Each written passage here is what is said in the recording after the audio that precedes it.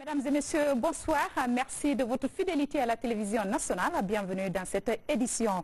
Au sommaire de l'actualité, à la une, le Premier ministre, chef de gouvernement, a officiellement remis ce matin le drapeau national à l'équipe guinéenne. Le Sili national va participer à la 32e édition de la Coupe d'Afrique des Nations au Caire, en Égypte. Éducation, de nouvelles infrastructures scolaires en chantier à travers tout le pays. Une mission du programme sectoriel de l'éducation s'est rendue sur les différents sites pour évaluer le niveau d'avancement des travaux. Et puis religion, la communauté musulmane du monde célèbre aujourd'hui la nuit du destin ou Laylatul Qadr. Nous vous proposons ce soir le sens de cette nuit, appelée encore la nuit de la révélation. Encore une fois, bienvenue à tous. Pour commencer, l'agenda du chef de l'État, le président de la République poursuit son séjour en terre sainte d'Arabie Saoudite. Professeur Alpha Condé a reçu en audience le président du groupe de la Banque islamique de développement, BID. Les échanges ont été axés sur le financement de plusieurs secteurs de développement en Guinée. Sanassi Keïta, bureau de presse de la présidence de la République. Le chef de l'État reçoit à la Mecque le président du groupe de la BID, Banque islamique de développement. Les entretiens qui durent plus d'une heure entre professeur Alpha Condé et Dr Bandar Al-Hajar portent sur le financement de plusieurs secteurs de développement en Guinée, tels que l'agriculture, la formation ou encore la santé. Le président du groupe de la Banque islamique de développement a manifesté une fois de plus au professeur Alpha Condé son désir de soutenir ces nombreux projets de développement engagés dans le pays pour assouvir surtout les attentes des populations. Dr Bandar Al-Hajar a surtout insisté sur l'agriculture, un volet qui tient à bras le corps le président de la République, professeur Alpha Condé. Dans ce secteur vital, le groupe de la Banque islamique de développement a récemment apporté un soutien de 16,2 millions de dollars à la Guinée pour le développement des chaînes de valeur du riz dans le but d'accroître la production de l'ordre de 25%, ainsi que la production locale pour faire de cette denrée de première nécessité en Guinée un levier de lutte contre la pauvreté. Autre secteur clé dans lequel le président du groupe de la Banque islamique de développement a discuté avec le chef de l'État, c'est bien WAF City, une infrastructure de 3 tours en pleine construction qui abritera d'importants bureaux administratifs. Sport, le Sili national de Guinée va prendre part à la 32e édition de la Coupe d'Afrique des Nations en Égypte. C'est une question d'honneur et de patriotisme pour ces représentants du peuple de Guinée. Ce matin, ils ont officiellement reçu le drapeau national des mains du Premier ministre, chef de gouvernement. Dr Ibrahima Kassouri Fofana a encouragé l'équipe guinéenne à poursuivre l'élan de victoire dans la discipline et la détermination en vue de ramener la Coupe au pays. Hadi Kamara, bureau de presse de la primature. C'est la remise officielle du tricolore guinéen au capitaine du Sili senior Ibrahima Traoré. L'équipe va participer du 21 juin au 19 juillet à la 32e édition de la Coupe d'Afrique des Nations de football en Égypte. On va représenter la Guinée fièrement et dignement, mais c'est aussi une responsabilité pour nous, une grande responsabilité envers le pays, parce qu'on sait qu'on va être soutenu par de nombreux Guinéens. Et nous, on va tout faire pour vraiment faire une très belle compétition, la plus belle que la Guinée n'ait jamais faite, et tout faire pour amener cette coupe ici à la maison. Donc je voulais encore remercier le Premier ministre, remercier le ministre des Sports pour le soutien total qu'ils ont envers nous. Et au nom de l'équipe, vous dire qu'on donnera vraiment tout pour rendre les Guinéens fiers. La Guinée a été première dans sa poule lors des phases préliminaires. Partant de cet exploit, l'entraîneur est rassuré de la détermination et de la prestation de l'équipe.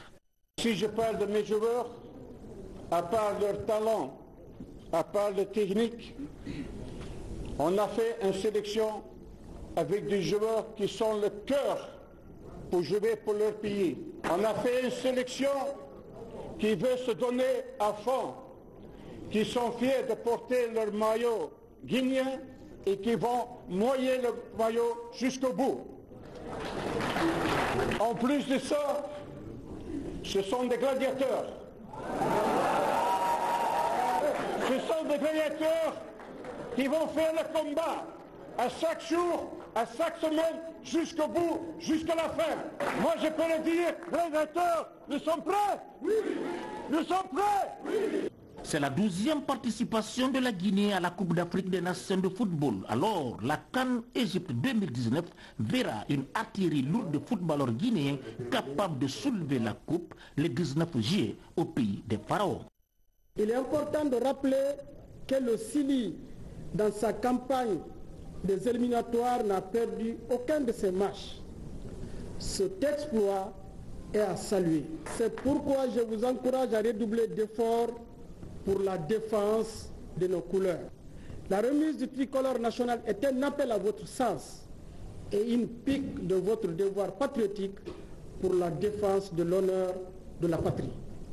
En ce mois saint de Ramadan, je prie le Tout-Puissant Allah, le miséricordieux, qu'il guide vos pas vers la victoire, qu'il vous préserve des blessures susceptibles d'altérer votre préparation et votre participation à cette compétition continentale. Le Premier ministre chef du gouvernement, Dr Ibrahima Kassory Fofana, a mis l'accent sur la rigueur, le dévouement, la fibre patriotique, la discipline et la détermination pour aller loin, voire remporter la coupe.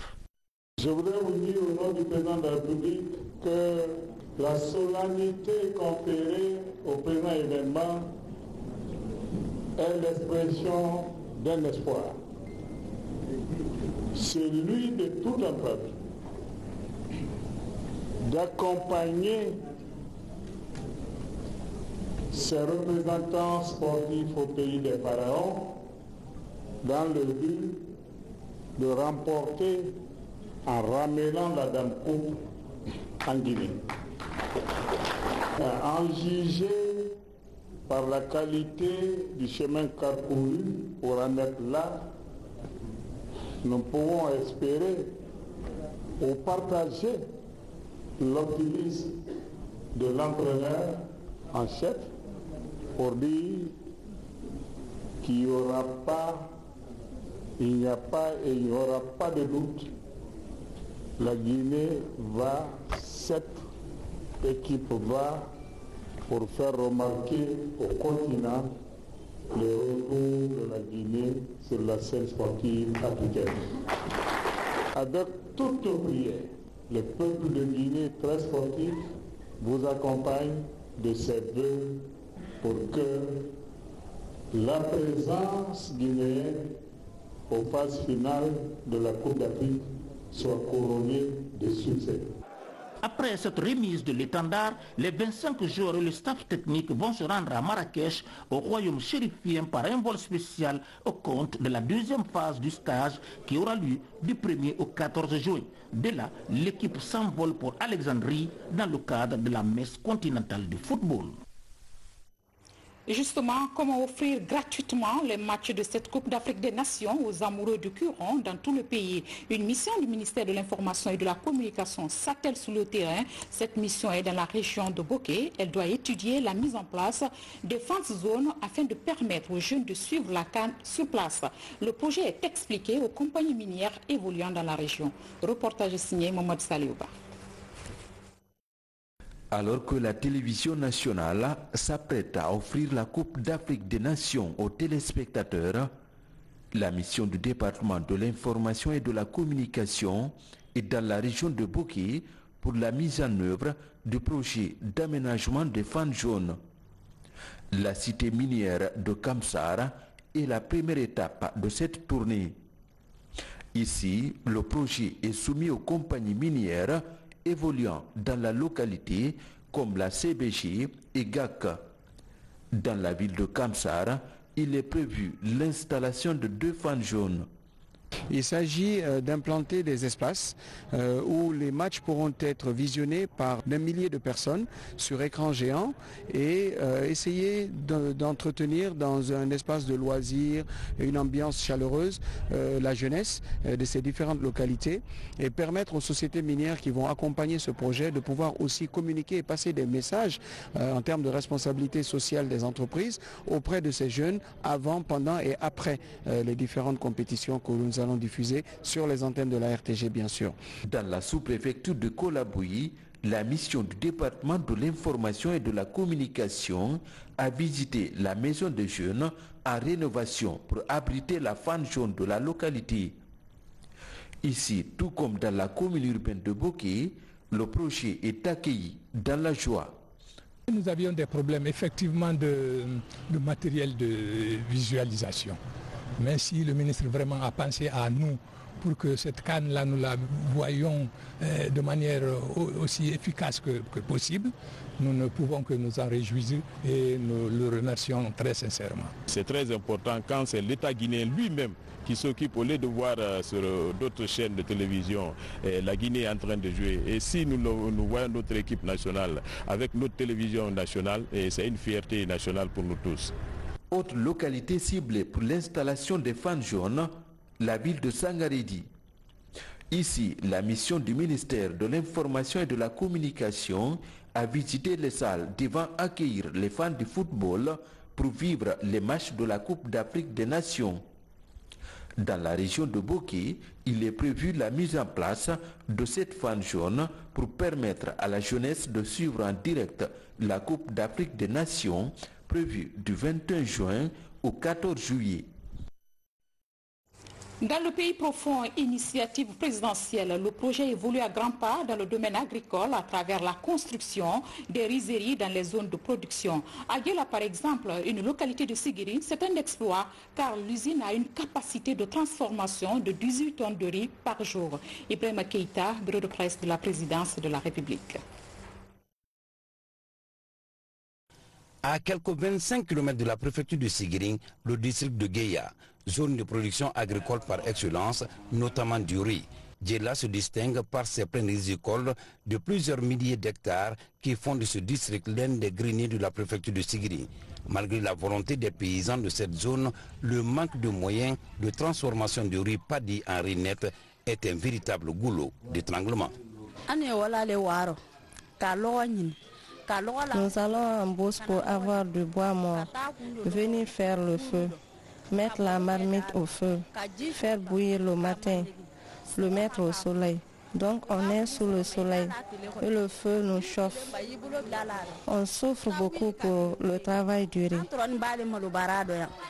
C'est justement pour faire face à cette situation déplorable que, dans le cadre de la mise en œuvre de l'initiative présidentielle, des dizaines de machines pour la construction des usines de transformation du riz ont été importées par le président de la République, le professeur Alpha Condé. Cela pour minimiser la pénibilité des femmes après les récoltes. Nous sommes ici au niveau de la rizerie de Guéla, une usine construite par la Sonapi avec des briques en BTS faites par des machines hydroformes importées elles aussi dans le cadre de cette initiative du chef de l'État. Des machines dont la capacité de production varie entre 4000, 2500 et 1500 briques par jour.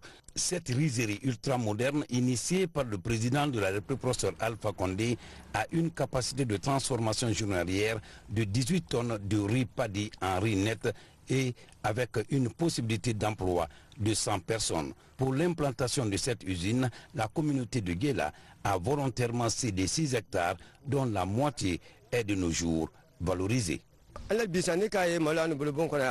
Si vous voyez qu'on a toujours nourri à la maison, c'est pas manque de moyens. Avec cette usine offerte par le chef de l'État, nos femmes sont libres et nous aussi.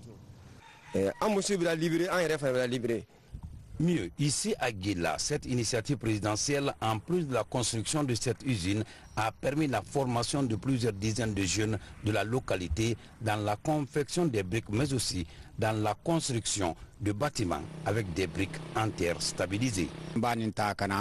Je suis très fier de la venue de cette usine dans notre localité. Depuis que nous faisons cette culture, nous avons rencontré quelques problèmes qui sont de la production du riz paddy en riz net. Nous le faisons à l'ancienne manière. Et aujourd'hui, si cette usine est dans notre localité, on ne peut qu'avoir un ouf de soulagement. Faut-il rappeler qu'à Guéla, tout comme dans les autres zones de production agricole, en plus des semences, les paysans sont dotés d'engrais et des herbicides. L'objectif est de faire du secteur agricole le moteur du développement du pays. Une semaine consacrée aux progrès réalisés dans le secteur de l'électricité. Ça s'appelle la semaine de l'électricité et c'est pour donner plus de visibilité à tout ce qui a été fait dans ce domaine depuis l'avènement de la Troisième République. Pour lancer l'événement, le ministère de l'Énergie a invité hier les membres du gouvernement à une journée porte ouverte sur les sites de Kaleta et Soapiti. Reportage signé Nabi Kamara. L'énergie constitue un vecteur important du développement. C'est en cela que le président de la République lui accorde une place de choix dans son programme de société. Sur le terrain, des efforts sont en train d'être faits. Pour le ministre de l'Énergie, il s'agit de les montrer aux populations bénéficiaires pour juger et évaluer. C'est dans ce cadre qu'il a initié l'organisation d'une semaine dédiée à l'électricité. Cette semaine a commencé hier jeudi par une porte ouverte sur Kaleta Soapiti. Soapiti, où les travaux portent actuellement sur l'élévation du corps du barrage, l'installation des équipements hydro-électromécaniques tels que les vannes et les manutentions à l'usine. Selon les techniciens, ceci devrait permettre de satisfaire l'objectif du pré-remplissage de la retenue de Soapiti, prévu contractuellement à partir du 1er septembre 2019 pour augmenter la capacité de production de la centrale de Kaleta à l'étiage 2019-2020. Le président de la République, le visionnaire qu'il est, a investi non seulement dans l'agriculture, mais aussi et surtout dans l'énergie. Je pense que c'est une fierté pour nous d'avoir Kaleta, c'est une fierté pour nous d'avoir Soapiti. Au nom du Premier ministre, je voudrais féliciter le ministre de l'Énergie pour l'initiative qu'il vient de prendre, faire une semaine sur l'énergie. Aujourd'hui, la totalité des travaux du projet Soapiti se situe aux environs de 75% de réalisation. Deuxième grand titre de ce journal, éducation, bientôt la livraison de nouvelles infrastructures scolaires à travers le pays. Une mission s'est rendue ce vendredi sur certains chantiers pour évaluer le niveau d'avancement des travaux. C'est une action pilotée par le programme sectoriel de l'éducation, soutenu par le Fonds commun pour l'éducation de base. Abraham Christophe Conté, Moussa Bangora, reportage. Après la pose de la première pierre pour la construction de 72 salles de classe des collèges modernes dans la capitale et à l'intérieur du pays, les bâtiments sortent de terre. Une délégation des bailleurs de fonds visite les chantiers de la capitale. C'est une action du programme sectoriel de l'éducation PSE sur financement de la Banque mondiale, du FOSEB, de l'AFD et de l'UNICEF. Le projet vise à accroître la capacité d'accueil des écoles publiques du pays. Pour Conakry, 3 établissements bénéficient du projet. Le lycée Ahmed Sékou Touré du quartier Aviation, le lycée Boubacar Biro Diallo de Sangoya et la nouvelle école de Foula Madina. Nous tenons ici à remercier le président de la République, le professeur Alpha Condé, pour le climat de confiance qui existe entre le gouvernement et les partenaires techniques et financiers. Je vais parler de la Banque mondiale, de l'AFD et de l'UNICEF qui nous accompagnent dans ces projets-là.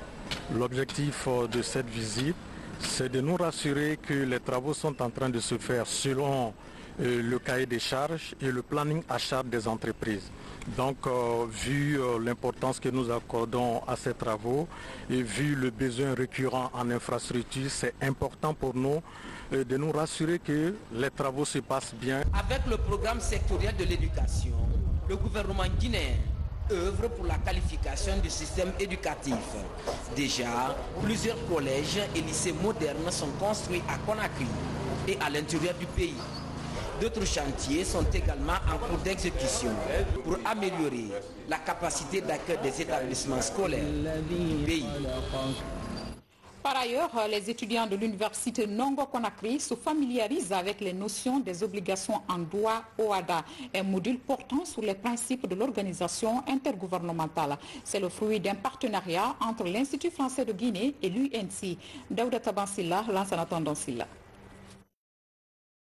L'Organisation pour l'harmonisation en Afrique du droit des affaires, en abrégé OHADA, est une instance intergouvernementale d'intégration juridique. Cette organisation regroupe à ce jour 17 pays africains dont la Guinée. Elle vise à proposer un cadre juridique commun dans le domaine économique et du droit des affaires.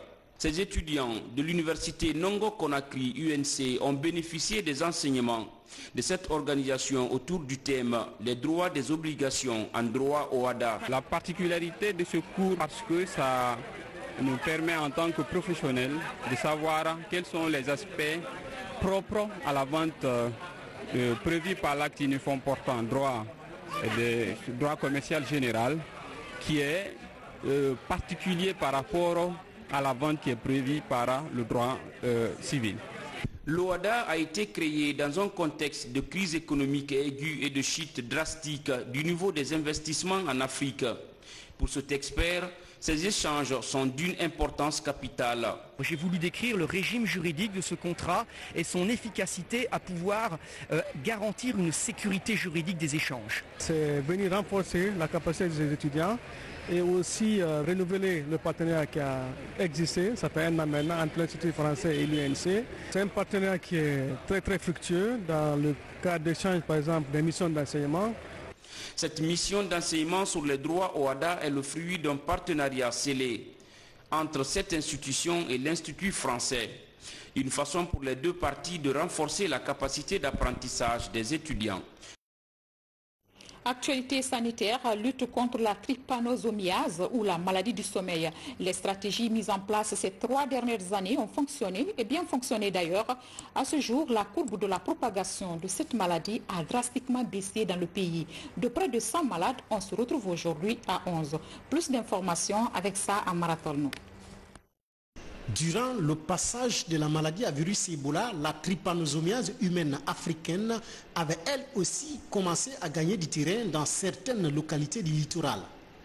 Dès la fin de cette épidémie, le ministère de la Santé, à travers le programme national de lutte contre cette maladie, a multiplié les efforts pour éradiquer cette maladie. Pour y parvenir, plusieurs approches sont développées, parmi lesquelles la lutte antivectorielle qui consiste à éliminer la mouche CC, principal agent vecteur de la maladie du sommeil. Dans la mangrove des préfectures de Bofa, Dubreka et Forikaria, principales zones endémiques du pays, des dizaines de milliers de crans bleus sont installés.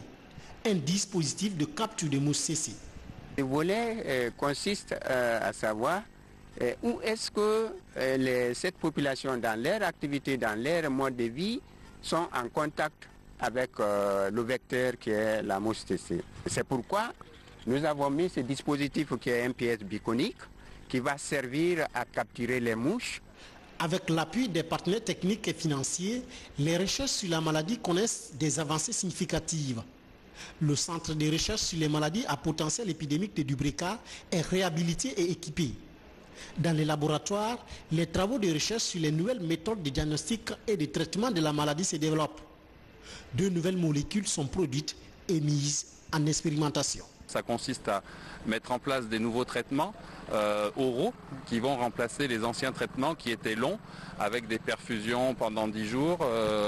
Maintenant, c'est possible de traiter les malades du sommeil avec des cachets. Et puis bien sûr aussi, la recherche, c'est d'améliorer le diagnostic. Les différents résultats ont fait baisser drastiquement les dernières années la courbe de l'incidence de la maladie du sommeil. Nous sommes très contents des résultats auxquels on aboutit maintenant.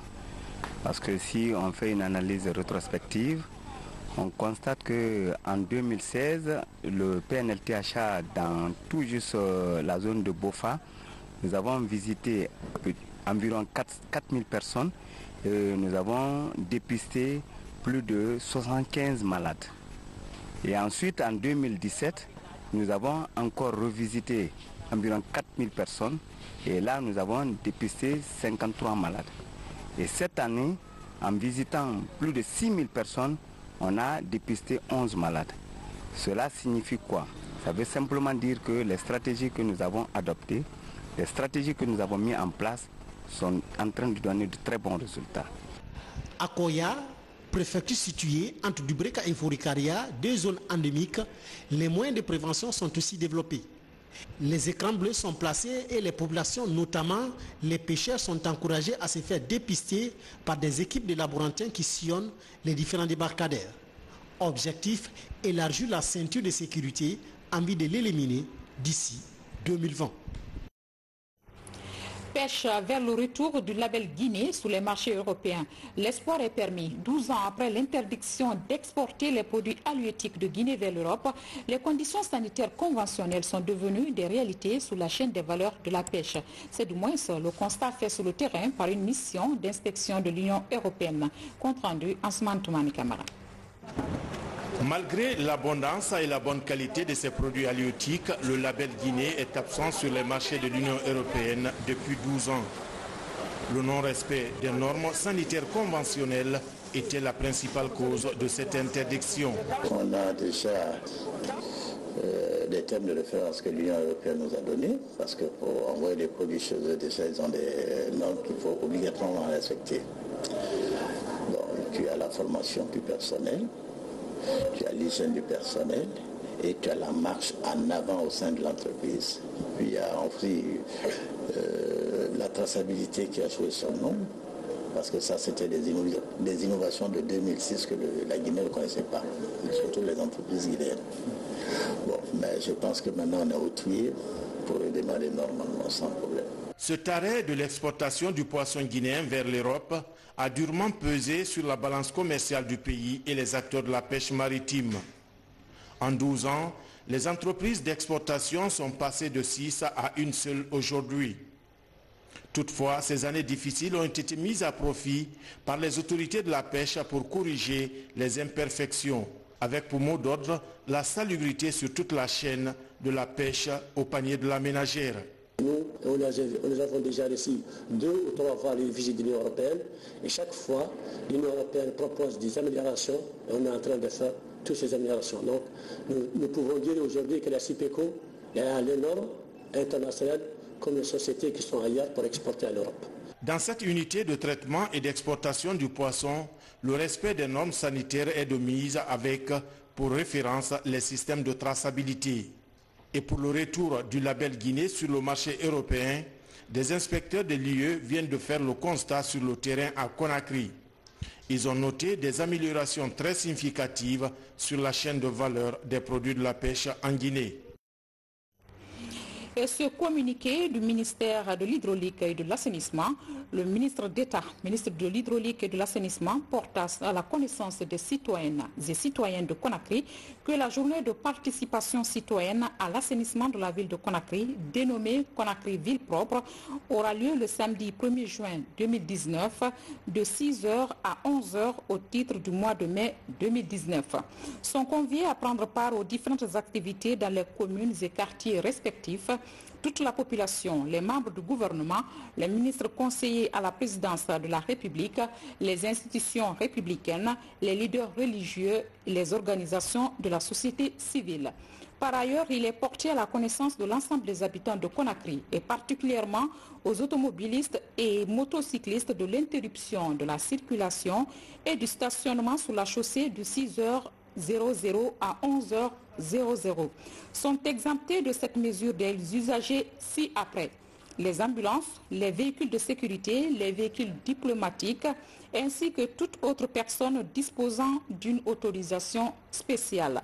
Le ministre d'État, ministre de l'Hydraulique et de l'Assainissement, sait compter sur l'engagement citoyen de tous les habitants de Conakry, car sans cette implication sociale, la ville de Conakry ne sera jamais propre. Fait à Conakry le 31 mai 2019, Elhadji Papa Koli Kouma, ministre d'État, ministre de l'Hydraulique et de l'Assainissement.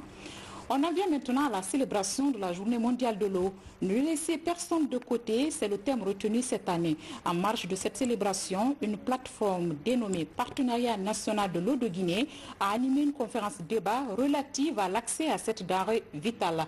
Les conférenciers ont également interpellé tout un chacun à la responsabilité citoyenne. Ousmane Ba. De plus en plus rare, l'eau est pourtant indispensable pour la vie sur Terre. L'accès à cette denrée n'est pas toujours facile dans certaines parties du pays. Comment améliorer la desserte? La question est au centre des débats de cette conférence organisée en marge de la célébration de la Journée mondiale de l'eau. Une initiative de la plateforme Partenariat national de l'eau de Guinée. Bien que notre pays soit désigné comme le château d'eau de l'Afrique occidentale, la Guinée demeure à ce jour un pays confronté à d'énormes difficultés liées à la mauvaise gestion de l'eau. Il s'agit entre autres du manque d'eau potable dans les ménages, de la baisse de la pluviométrie causée par la destruction du couvert végétal et de la disparition drastique de plusieurs de nos cours d'eau. Au cours des échanges, les responsabilités de tous les acteurs sont relevées. C'est pour traiter de façon inclusive toutes les barrières qui peuvent servir d'obstacle pour l'accès des citoyens à l'eau potable. La quantité d'eau que la SEG produit aujourd'hui est inférieure aux besoins de la population de Conakry. Et en amont, ça veut dire que la SEG ne dispose pas des infrastructures nécessaires pour produire de l'eau suffisamment pour satisfaire le besoin de la population. Il faut que l'État joue son rôle. Il faut que les sociétés d'exploitation des eaux comme la SEG jouent leur rôle. Mais il faut que les populations également jouent leur rôle. La journée internationale de l'eau a été célébrée le 22 mars dernier sous le thème « Ne laissez personne de côté ». L'appropriation du contenu de ce thème devrait permettre à chaque acteur de jouer le rôle qui est le sien pour que l'accès à l'eau ne soit pas un privilège, mais un droit pour tous. Il existe désormais un projet d'appui au renforcement des fonctions statistiques de l'État. C'est un programme national financé par l'Union européenne et qui concerne 10 départements ministériels. Au département du commerce, l'heure est à la validation de l'annuaire 2017 afin de mieux élaborer les nouvelles politiques commerciales. Explication Falilou Diallo. C'est le fruit d'une série de missions dans certaines localités et des services de collecte de données du pays. La Guinée dispose désormais de son tout premier annuaire statistique au sein du ministère du Commerce. Un annuaire statistique comprend essentiellement des tableaux statistiques qui peuvent être rébarbatifs un peu pour les décideurs. Tandis qu'un tableau de bord, la prochaine étape, permettra d'avoir des informations plus synthétiques et plus faciles à utiliser. L'exercice concerne 10 départements ministériels dont celui du commerce. C'est ainsi que le Bureau de stratégie et de développement a effectué en 2018 des enquêtes de collecte d'informations statistiques. Cet annuaire contient la série des informations de 2010 à 2017. Prochainement, nous allons ajouter les informations commerciales de 2018 et ainsi de suite. Comme ça, les différents utilisateurs qui sont les acteurs socio-économiques auront des repères pour prendre des décisions en temps réel au niveau de l'appareil commercial en Guinée et dans la sous-région. Le ministère du Commerce est intéressé à mettre en place un système d'information statistique répondant aux besoins des utilisateurs, d'où la pertinence des débats sur la présentation et la validation de l'annuaire 2017. Nous savons que le développement du pays doit s'appuyer sur le secteur agricole, et puisqu'il y a beaucoup de programmes de renforcement de capacité d'accompagnement des acteurs du secteur pour favoriser la transformation, donc apporter de la plus-value à la production locale, il est important que nous puissions avoir les statistiques qu'il faut pour définir nos politiques et les orientations que nous devons faire par rapport justement à notre présence sur le marché régional et le marché africain. La cinquantaine d'acteurs venus des secteurs clés du système commercial devraient valider ce document dont la portée pourrait déboucher sur un dispositif de traçabilité plus pérenne.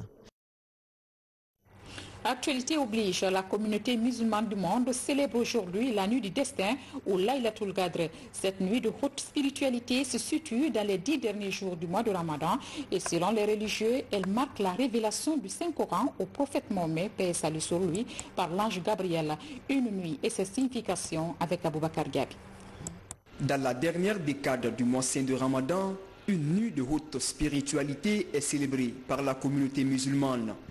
C'est Laylatul Qadri ou la nuit du destin qui marque la révélation au prophète Mahomet, paix et salut sur lui, et la descente du Saint-Coran. Les fidèles musulmans préparent avec joie et ferveur cette nuit bénie. 26e jour, dont la nuit correspond, selon plusieurs ulémas, à celle de Laylatul Qadr, une nuit bénie qui est meilleure à 1000 mois, soit 83 ans et 3 mois.